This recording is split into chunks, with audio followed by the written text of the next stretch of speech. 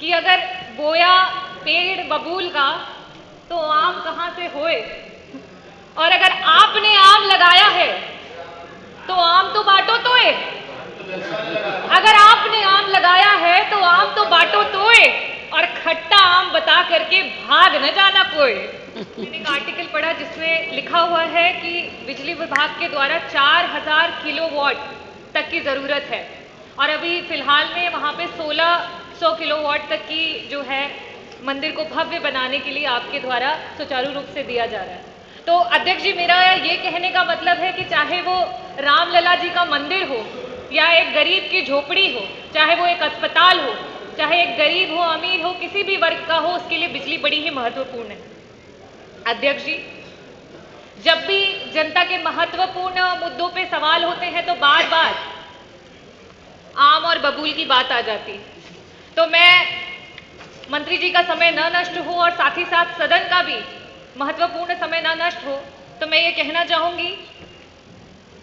कि अगर बोया पेड़ बबूल का तो आम कहाँ से होए, और अगर आपने आम लगाया है तो आम तो बांटो तोए। अगर आपने आम लगाया है तो आम तो बांटो तोए, और खट्टा आम बता करके भाग न जाना कोई। अध्यक्ष जी, बार बार आम बबूल की बात करते हैं, तो अगर आपने आम लगाया है तो आप आम बांटिए तो सही। और साथ ही साथ बिजली विभाग की कुछ परियोजनाओं की बात करूंगी, जो कि अभी मैंने देखा और अभी मंत्री जी कह भी रहे थे कि आपने थर्मल प्लांट्स और हाइड्रो प्लांट्स की बात की। घाटमपुर के यूनिट 1, 2 और 3 जिसकी आपने डेट दी कि आप 31 मार्च 2023, जुलाई 2023 और नवंबर 2023 में उसको शुरू करेंगे। ओबरा सी में यूनिट 1 और 2 की बात करें कि फरवरी 2023 और अक्टूबर 2023 में उसको शुरू करेंगे। जवाहरपुर की बात करी कि आप मार्च 2023, और पनकी के लिए भी आपने बोला था कि 31 अक्टूबर 2023 तक आप उसको शुरू करेंगे। हाइड्रो प्लांट्स की आपने बात करी तो आपने वहां पे कहा कि आप मार्च 2023 तक और अगस्त 2023 तक आप जो आपका सुबसिरी हाइड्रो प्लांट है उसको शुरू करेंगे, और प्रभाती को आप दिसंबर 2023 तक करेंगे। और साथ ही साथ आपने ये भी ऐलान कर दिया कि जो आपका भारत कोलिंग कोल लिमिटेड है उसकी खदान में जो कोयला है आप वो महानदी कोल लिमिटेड से लेके आ रहे हैं, जिसकी वजह से आपको 400 करोड़ तक का फायदा हो रहा है। तो अध्यक्ष जी, मेरा बड़ा ही स्पष्ट सा सवाल है, और मैं आकांक्षा करती हूँ कि जनता को और साथ ही साथ सदन में बैठे हुए प्रतिनिधियों को बड़ा ही स्पष्ट जवाब भी आएगा। मेरा पहला प्रश्न आपसे ये है कि जिन जिन परियोजनाओं को कागजी रूप से आपने गिना दिया है उनमें से कितनी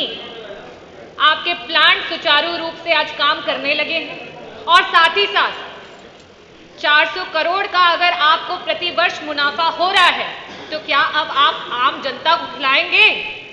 और जिस तरीके से चाहे वो दिल्ली की सरकार हो या राजस्थान की सरकार हो, उन्होंने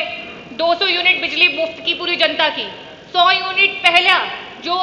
उनके उपभोक्ता के होते हैं उनके बिजली को माफ किया, तो क्या आप भी उत्तर प्रदेश की जनता को मुफ्त 300 यूनिट बिजली देने के लिए तैयार हो चुके हैं? मेरा दूसरा प्रश्न ये है कि आज चाहे वो सीनियर सिटीजन्स हो, चाहे वो आदिवासी समाज की, दलित समाज की या पिछड़े समाज की हमारी महिलाएं हो या दिव्यांगजन, वो आपसे बड़ी उम्मीद और आस के साथ आपकी तरफ देख रहे हैं कि उन्हें मुफ्त बिजली मिले। उनको 300 यूनिट मुफ्त बिजली की आकांक्षा है आपसे, क्या आप उनकी आकांक्षाओं को पूरा करेंगे? पहले ये बोलती फिर अध्यक्ष जी को। आदरणीय अध्यक्ष महोदय, जवाब फिर से गोलमोल ही आया है और आम और बबूल के ही रूप में आया है, और मैं अपना सप्लीमेंट्री क्वेश्चन फिर से पूछना चाहूंगी, और मुझे उम्मीद थी कि मंत्री जी आम को खट्टे ही बताएंगे जनता के लिए। तो आपसे ये सवाल है कि गरीब जनता किस तरीके से ग्रीष्मकाल में इतने गर्मी में तपी है, किसानों ने जो दुख झेला है, और साथ ही साथ आपके विभाग के चाहे वो जेई हो चाहे एसडीओ हो, जगह जगह पे गरीब जनता से उन्होंने वसूली करी। और हमारे संज्ञान में है कि पूर्वांचल विद्युत विभाग के द्वारा गलत अमाउंट का बिल जनरेट करने की वजह से 900 करोड़ का घोटाला भी सामने आया है। तो मैं मंत्री जी आपसे ये पूछना चाहूंगी कि इस तरीके के कितने मामले आपके सामने आए हैं जिसमें पहले बिल को बढ़ाया गया है और उसके बाद उन बिलों को चेंज किया गया है, जिसकी वजह से इतना बड़ा घोटाला आपकी सरकार में हुआ है।